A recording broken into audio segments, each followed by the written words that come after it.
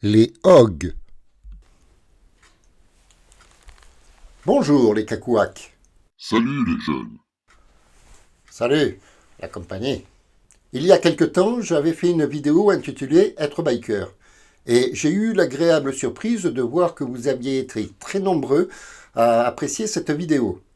Seulement, j'avais omis de parler d'une chose qui avait son importance.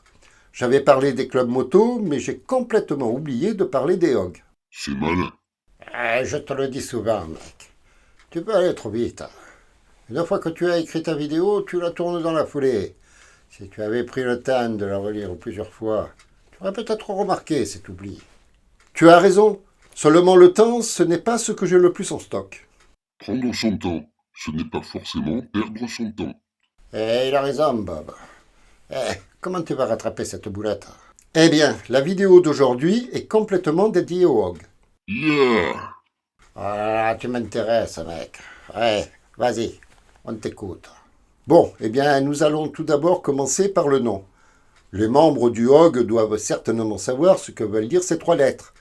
Mais toutes celles et ceux qui regardent cette vidéo ne sont peut-être pas membres du hog. Et ça veut dire quoi? Moi, je sais.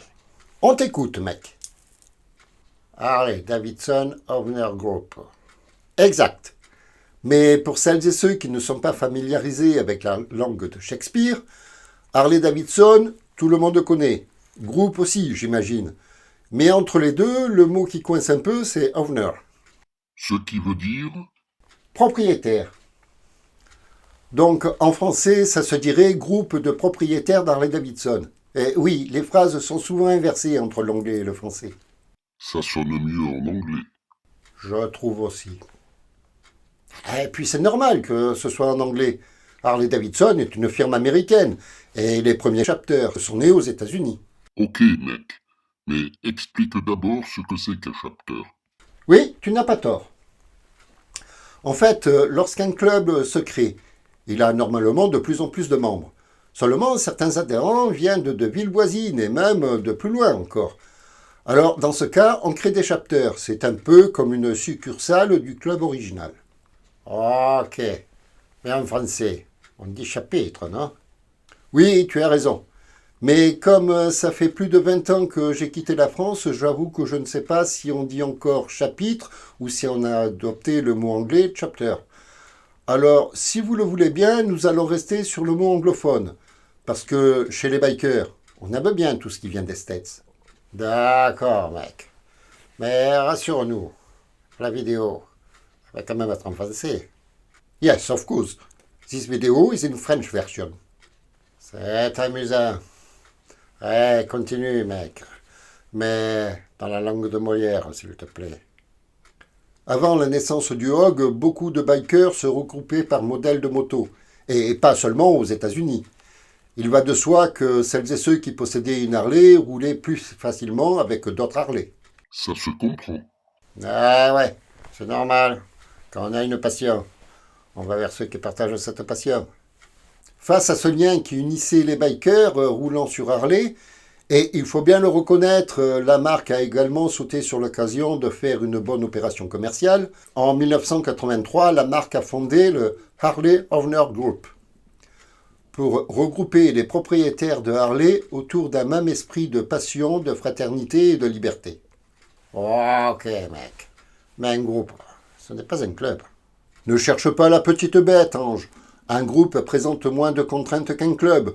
Le but étant de regrouper les passionnés en toute liberté sans pour autant subir les règles strictes d'un club. En plus, tu peux faire partie du hog tout en étant dans un autre club. Alors que c'est plus délicat de faire partie de deux clubs moto en même temps, tu ne crois pas? C'est pas fou. Ouais, tu n'as pas tort. Ça a marché tout de suite? Oui. En fait, c'est ce qu'attendaient les passionnés de Harley. Et surtout que Harley Davidson a très bien géré le hog dès le départ. Chaque concessionnaire Harley Davidson devient automatiquement un chapter du hog. Ah, du coup, où que tu sois, tu as un chapter près de chez toi. Sauf s'il n'y a pas de concessionnaire près de chez toi. Oui, c'est vrai, mais généralement, lorsque tu possèdes une Harley, tu sais où aller faire ta maintenance. Donc, tu ne devrais pas être vraiment très loin d'une concession, tu ne crois pas? Ça t'apporte quoi d'être dans les hogs? Généralement, le chapter local organise une sortie par mois. Et puis, les membres ont également de petits avantages offerts par la concession. Mais, à mon avis, ce qui n'a pas de prix, c'est de rencontrer d'autres membres que tu n'aurais peut-être jamais connus si tu ne les avais pas croisés dans le chapter. C'est bien vrai. Et puis, Harley-Davidson a très bien organisé le HOG.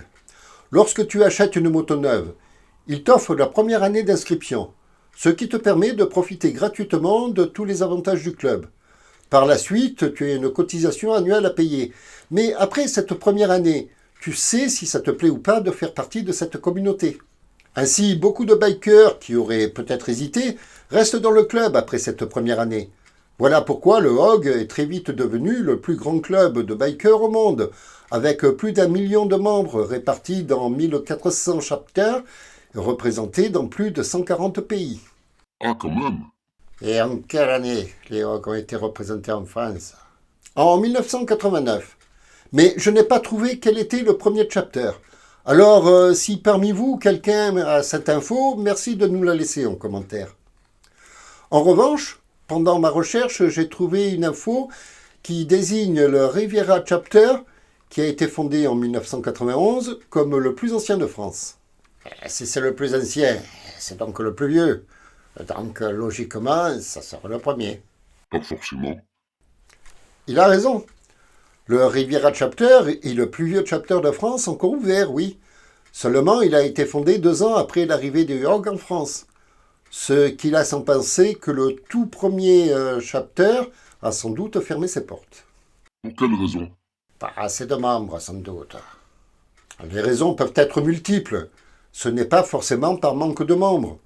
Le plus souvent, lorsqu'un chapter ferme, c'est dû à la fermeture de la concession à laquelle il est rattaché. Mais pourquoi une concession fermerait-elle? Également pour plein de raisons. Une concession est avant tout un commerce. Alors oui, la fermeture peut être due par un manque de clientèle, mais pas seulement. Arrivé à la retraite, le gérant ne trouve peut-être pas de repreneur, ou il peut se déplacer dans une autre région, ou encore changer d'activité. Les raisons sont multiples. Alors, dans ce cas, le chapter, il est dissous. Si un chapter n'est plus rattaché à une concession, rien ne l'empêche de continuer à exister sous forme d'un club. Mais j'imagine qu'il ne peut plus avoir le même statut qu'un chapter du HOG. Ou alors, il doit dépendre d'une autre concession. Ça arrive souvent? Non, pas si souvent que ça. Mais le HOG est avant tout une grande fraternité. Par exemple, en 2005, la concession de Saint-Étienne a fermé. Le chapter local s'est donc retrouvé orphelin.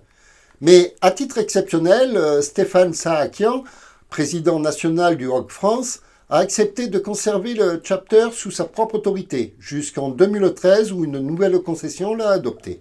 C'est une belle histoire. Ah ouais, ça veut dire que les HOG, ils prennent soin de leur chapter. Être le plus grand club du monde implique une grande organisation. Et je crois que si le HOG reste aussi populaire de par le monde, c'est que la fraternité qui les unit est à toute épreuve. Ouais, mais au fait, combien il y a de chapters en France? Trop pour pouvoir tous les citer.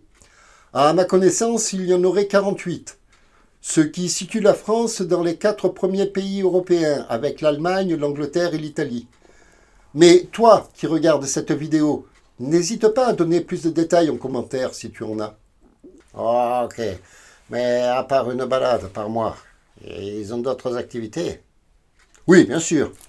Il y a tous les mois la sortie traditionnelle du chapter, mais aussi des rencontres avec d'autres chapters, et pas seulement en France.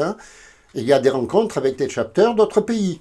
Et puis, il y a aussi la possibilité de se rendre à de grands rassemblements, et de nombreuses activités à des prix préférentiels.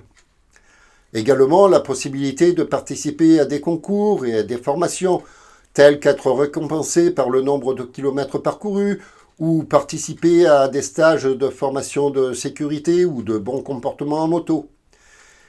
Il y a énormément d'événements organisés ou non par le HOG, où le HOG est toujours présent.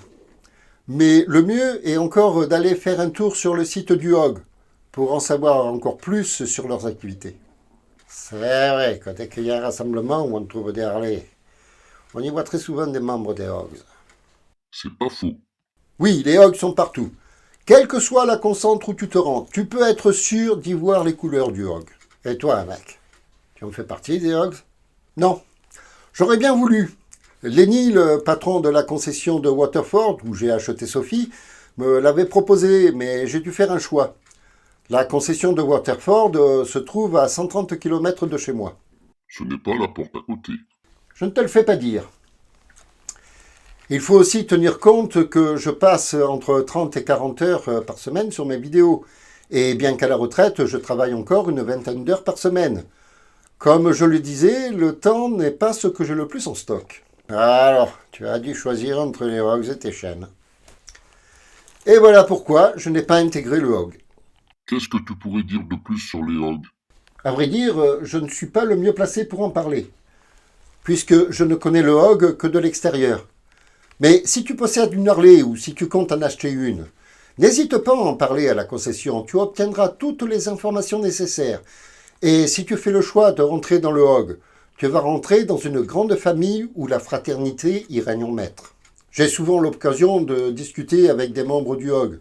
Et pour le moment, je n'en ai jamais rencontré qui regrettait d'en faire partie. Il y aurait encore beaucoup plus à dire sur ce plus grand club au monde. Alors que tu en sois membre ou pas, je te laisse le soin de donner plus de détails dans les commentaires. Partage cette vidéo avec celles et ceux que tu penses être intéressés. Si ce n'est déjà fait, abonne-toi et active la cloche pour ne pas manquer les prochaines vidéos. Mais par-dessus tout, si tu as apprécié cette vidéo, offre-nous un super pouce en l'air. Allez, salut l'équipe. Et que tu sois dans les hogs ou pas, que tu roules sur une Harley ou pas, ne perds jamais cet esprit biker qui nous réunit tous. Salut la jeunesse. L'amour, c'est quand tu aimes quelqu'un autant que ta moto. Quel que soit le sujet, prenez toujours un peu de temps et de plaisir pour en parler les uns avec les autres. Car c'est toujours constructif que de ne pas s'arrêter à son propre avis. Au revoir à toutes et à tous. Et je vous donne rendez-vous dans la prochaine vidéo.